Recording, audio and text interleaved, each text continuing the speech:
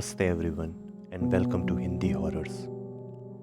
इस चैनल पर मैं आपको सुपरनैचुरल और मिस्टीरियस कहानियाँ सुनाता हूँ जो कि रियल लाइफ के किस्सों और इंसिडेंट्स पर आधारित हैं। So sit back with your favourite drink, relax and enjoy the story. ये कहानी एक सत्य घटना से इंस्पायर्ड है। घटना को रोचक बनाने के लिए इसे एक कहानी का रूप दिया गया है। यह घटना एक परिवार के साथ हुई थी। उनकी पुश्तैनी जमीन पर एक आत्मा ने कई सालों से कब्जा करके रखा था। मेरा नाम अखिल है। मैं दिल्ली में रहता हूँ। जो कहानी मैं बताने जा रहा हूँ वो डरावनी होने के साथ साथ मार्मिक भी है। ये इंसिडेंट तब हुआ जब मैं 17 साल का था। मेरे मम्मी और पापा दोनों बहुत अच्छी पोस्ट पर जॉब करते हैं। इस वजह से हम दिल्ली के अमीरों में आते हैं। ऊपर से परिवार में बस मैं, मम्मी, पापा और मेरी एक छोटी बहन है। हमारे ऊपर कोई लोन, कर्जा कुछ भी नहीं है, तो जीवन बहुत आराम से चल रहा था।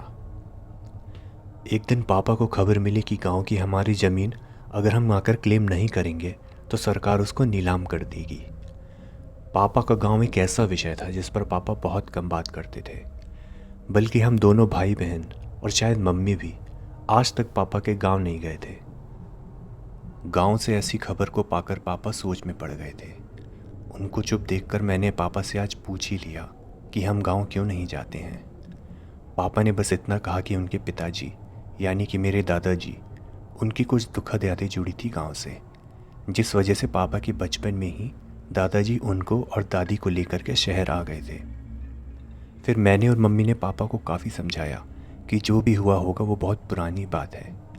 ऊपर से दादाजी के निधन को 20 साल से भी ज़्यादा हो चुके थे और गांव की जो ज़मीन है वो हमारी पूंजी है।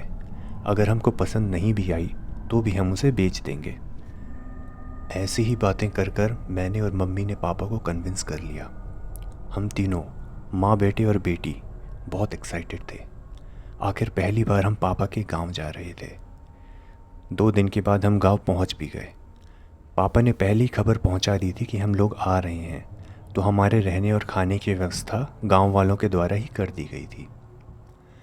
गांव में पहुंचने और गांव के लोगों से मिलने के बाद मैंने महसूस किया कि गांव वाले हमारी बहुत इज्जत करते थे। गांव में हम किसी सेलिब्रिटी से कम न थे। पापा को तो जैसे देश के प्राइम मिनिस्टर के जैसा भाव मिल रहा था। ऐसे इज्जत से बात करना तो ठीक है, लेकिन गांव के लोगों का ज़रूरत से ज़्यादा अच्छा बर्ताव मुझे कुछ समझ में नहीं आया। तो मैंने मम्मी से इसका कारण पूछा। जवाब मुझे कुछ ऐसा मिला कि मैं हिल गया। मेरे दादाजी इस गांव के बहुत बड़े ज़मींदार थे, बल्कि आसपास के गांव में भी उनके जितना अमीर कोई दूसरा नहीं था। लेकिन इतना अमीर होने के बाद भी वो बहुत दयालु और दानवीर इंसान थे। उन्होंने गांव में स्कूल खुलवाए, कुएं खुदवाए, अस्पताल बनवाए और कितने ही लोगों की सहायता की थी। इसी वजह से सभी गांव वाले उनको बहुत मानते थे। जाहिर सी बात थी कि इन्हीं सब कारणों की वजह से पापा और हमको भी बहुत इज्जत और प्यार मिल रहा था।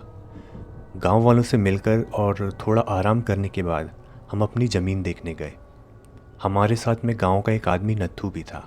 ये वही आदमी था जो शहर तक हमें गांव की खबरें पहुंचाया करता था। जब हमने ज़मीन देखी तो देखते ही रह गए। वो किसी फुटबॉल फील्ड के मैदान से भी लगभग 1.5 या 2 गुना होगी। मैदान के एक तरफ एक अधूरी टूटी सी बाउंड्री वॉल जैसी कुछ बनी थी, लेकिन सिर्फ एक तरफ ही। बाकी के दोनों तरफ से ज़मीन पूरी खाली पड़ी हुई थी। दूसरी बात यह भी थी कि मैदान में कोई पेड़ या एक झाड़ी क्या, एक हरी घास तक नहीं दिख रही थी। पापा नत्थू से बातें कर रहे थे। ये अचानक से नीलामी क्यों होने लगी? इससे पहले तो इस ज़मीन के यहाँ होने से किसी को कोई समस्या नहीं थी। तो इस पर नत्थू थोड़ा सकपकाते हुए बोला, वो क्या है ना साहब, पहले तक तो ठीक था, लेकिन किसी ने इस ज़मीन की शिकायत एक बड़े साहब से कर दी। उन्होंने पता लगाया कि किसकी है ये ज़मीन, और पता लगने पे गांव वालों से भी बड़े साहब ने इस बारे में बहुत पूछा। बातों ही बातों में खुलासा हो गया कि पिछले 40 सालों से ये ज़मीन ऐसे ही खाली पड़ी है। इसलिए कहा गया कि जो भी इस ज़मीन का अभी मालिक है उनको बता दो कि या तो ये ज़मीन अपने इस्तेमाल के लिए रखें या किसी और काम के लिए लगा दें, नहीं तो इस पर सरकार सड़क बना देगी और अपने हिसाब से मुआवजा दे देगी। पापा ने बात आगे बढ़ाई। कौन था वो चुगलखोर और ऐसा क्या हुआ उसको जो ये ज़मीन चुभने लगी? नत्थू ने डरते डरते आगे और कहा, वो क्या है ना साहब, इस ज़मीन में कुछ तो गड़बड़ है। पापा ने भी अपनी भौहें से कोड़ते हुए पूछा, क्या गड़बड़ है? नत्थू फिर से उसी डरे हुए लहजे में बोला, ये ज़मीन भुतहा है साहब। कई लोगों ने रातों को यहाँ कुछ देखा है। जिसने चुगलखोरी की ना, वो तो इस गांव का है भी नहीं, शहर में रहता है और गांव के एक रिश्तेदार से मिलने आया था। शाम को गांव से वापस शहर जा रहा था तो उसके साथ यहाँ पर कुछ हुआ। पापा इन सब चीज़ों में बिल्कुल नहीं मानते थे। नत्थू की बातें सुनकर उनको गुस्सा आने लगा। फिर वो नत्थू पर कटाक्ष करने लगे। फिर क्या पूरे गांव को ही पता है कि ये ज़मीन भुतहा है? अगर ऐसा है तो नीलामी से भी क्यों डरना, कोई खरीदेगा ही नहीं। और अगर सरकार रोड भी बनाएगी तो वो भूत उसे तोड़ ही देगा ना।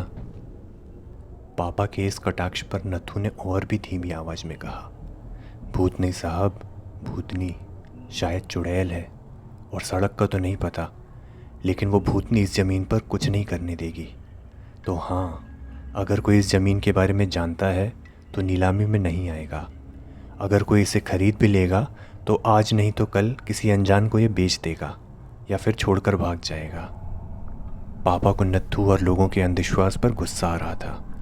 वो उससे बात करना छोड़कर कहीं और देखने लगे। तो फिर मैंने नत्थू से पूछा, क्या मतलब आपका कि ये भूतनी कुछ करने नहीं देती? तो नत्थू मुझे बताने लगा, ये देख रहे हैं ना अधूरी बाउंड्री वॉल। जब बड़े मालिक गांव छोड़कर गए थे तभी दूसरे ज़मींदारों और दूसरे लोगों ने इस ज़मीन पर कब्जा करने की कोशिश की थी। उन्होंने रातों रात बाउंड्री वॉल बनाकर इसे हड़पने की कोशिश की, लेकिन वो चुड़ैल आकर सबको डरा के भगा गई। उनमें से एक दो लोग तो पागल भी हो गए थे। ऊपर से देखो, पूरी ज़मीन बंजर पड़ी है, कुछ उगता ही नहीं है इसमें।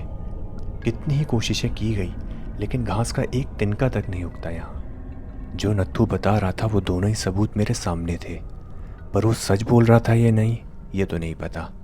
लेकिन एक बात ज़रूर थी, मुझे अब इस रहस्य में इंटरेस्ट आने लगा था।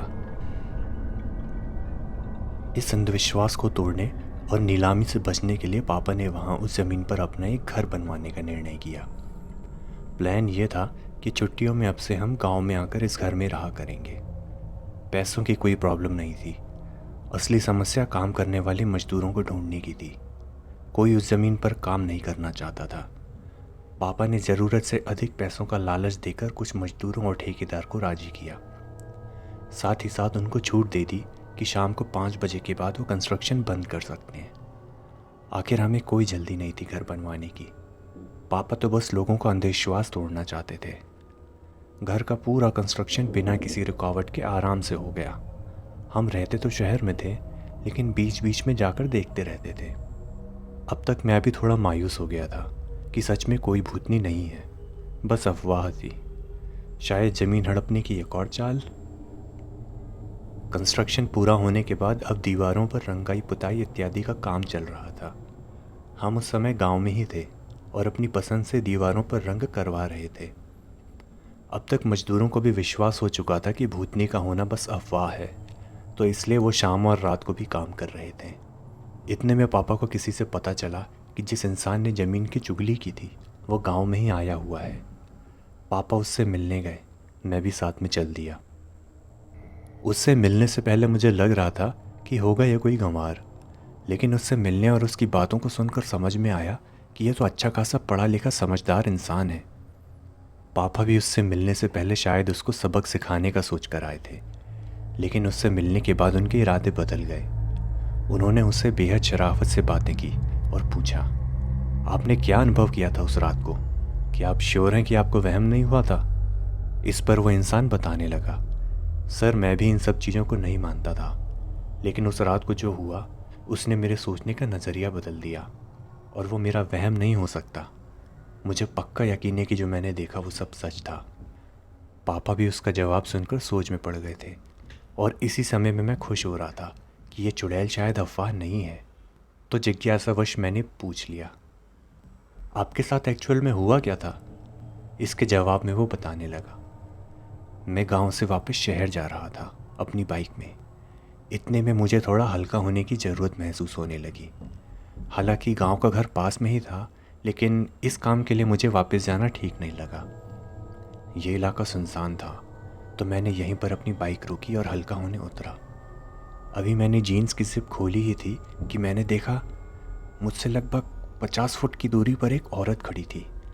उसने शायद काले रंग के कपड़े पहने थे, इसलिए अंधेरे में ठीक से दिख नहीं रही थी। अगर वो दिख रही होती तो मैं शायद बाइक से उतरता ही नहीं। लेकिन हवा में उसके उड़ते हुए बालों से समझ में आ रहा था कि वहाँ पे एक सच में औरत है। थोड़ा और कंफर्म करने के लिए मैं उसको ज़रा घूर कर देखने लगा। इतने में उस औरत, या कहना चाहिए कि उस चुड़ैल ने एक तेज़ हरकत की। उसने हमारे बीच की 50 फुट की दूरी लगभग 2 सेकंड में ख़त्म कर दी और मेरे चेहरे के बिल्कुल पास आ गई। इतने पास कि अगर मैं ज़रा सा हिलता तो शायद हमारे सिर एक दूसरे को छू जाते। उसका वो चेहरा मुझसे भुला ही नहीं भूल पाता। पूरा सफ़ेद चेहरा और काली आंखें, और मेरे चेहरे के इतनी पास। मैं एकदम से पीछे हटा और लड़खड़ा कर गिर गया। किसी तरह उठकर मैं बाइक के पास गया और भाग गया, लेकिन उस चुड़ैल ने मेरा पीछा नहीं किया, जैसे वो बस मुझे भगाना चाहती थी। शहर में मैंने अपने एक दो दोस्तों को ये किस्सा बताया। उनमें से एक ने अपनी तरफ से इंक्वायरी की और पता लगाया कि ये ज़मीन बिना किसी मालिक के ही है। तभी फिर आपको खबर पहुंचाई गई। मेरे मन में यह कभी नहीं था कि आपको ऐसी खबर आए। अगर पता होता तो यह हादसा मैं किसी को नहीं बताता। फिर भी मेरी वजह से आपको तकलीफ़ हुई, उसके लिए मुझे खेद है। उस आदमी की बातों और बात करने के तरीके से लग रहा था कि ये सच्चा इंसान है। लेकिन अगर ये सच भूल रहा है तो क्या इसका मतलब वहाँ चुड़ैल सच में है? आखिरकार हमारा गांव का घर पूरी तरह तैयार हो गया। हमने पूजा वगैरह सब कर ली। पूरा गांव आज हमारी दावत में शामिल था। अब तक लगभग पूरे ही गांव के मन से चुड़ैल का डर खत्म हो चुका था। पापा के लिए ये एक जीत थी, लेकिन गांव से अशिक्षा खत्म करने के लिए पापा ने गांव में और स्कूल खोलने का भी ऐलान किया। गांव वाले ये सुनकर बहुत खुश हुए। उनके लिए तो ऐसा था जैसे उनके ज़मींदार सेठ यानी कि मेरे दादाजी लौट आए हों। गांव के बुजुर्ग यही बातें कर रहे थे कि पापा स्वभाव में बिल्कुल दादाजी के जैसे ही हैं। शाम तक दावत खत्म हो चुकी थी। पूजा के लिए इस्तेमाल हुई चीज़ें हमने बाहर तुलसी के गमले में डाल दी, और जो पूजा के लिए चावल इस्तेमाल होता है उसको ज़मीन में यूं ही इधर उधर छिड़क दिया। आज रात हम पहली बार नए घर में रुकने वाले थे और हमारे कुछ सवालों का जवाब आज रात हमें मिलने वाला था। उस रात को लगभग 1 बजे जब हम सब गहरी नींद में सो रहे थे, हम सभी को एक अजीब सी आवाज़ आई। ऐसा लग रहा था जैसे दूर पर कहीं कोई रो रहा है, कोई औरत। हो सकता है कोई जानवर भी हो, लेकिन इतना तो पक्का था कि कोई रो रहा है। मुझे नहीं पता मैं डर रहा था या मैं रोमांचित था, लेकिन मैं दौड़कर पापा के पास गया। मम्मी और पापा दोनों ही जाग चुके थे। मम्मी को अपनी बहन के रूम में भेजकर मैं और पापा छत पर गए। छत पर जाकर हमने चुपके से देखा कि यह आवाज़ कहाँ से आ रही थी। हमारा घर बनने के बाद भी अच्छी खासी ज़मीन बची हुई थी। पापा का प्लान ये था कि मिट्टी की जांच करवाने के बाद यहाँ पर गार्डन बनवाएंगे। वहीं उसी ज़मीन के बीचों बीच कोई खड़ा था, बिल्कुल सफ़ेद कपड़े पहने। शायद कोई औरत थी, क्योंकि ऐसा लग रहा था कि उसने साड़ी पहनी है। उसके बाल भी पूरे सफ़ेद लग रहे थे और वो हमारी ही तरफ देख रही थी। उसने रोते हुए अपने हाथ हमारी तरफ फैला रखे थे। फिर रोते रोते वो पलटी और एक और चल दी। देखते ही देखते वो अंधेरे में कहीं खो गई। मेरे अंदर अब रोमांच की जगह डर ने ले ली थी, लेकिन पापा शंकित थे। मेरे पूछने पर उन्होंने बताया कि उनके हिसाब से ये कोई डराने की कोशिश कर रहा है। चुड़ैल का जो हुलिया उस आदमी ने बताया था, ये तो बिल्कुल अलग है। ऊपर से अब क्यों हो रहा है ये, जैसे ही हम यहाँ रहने आए। पापा की बातें कुछ हद तक सही थी, लेकिन मेरे मन में एक दूसरा डरावना सवाल आया। कहीं ऐसा तो नहीं कि 2 चुड़ैलें हों?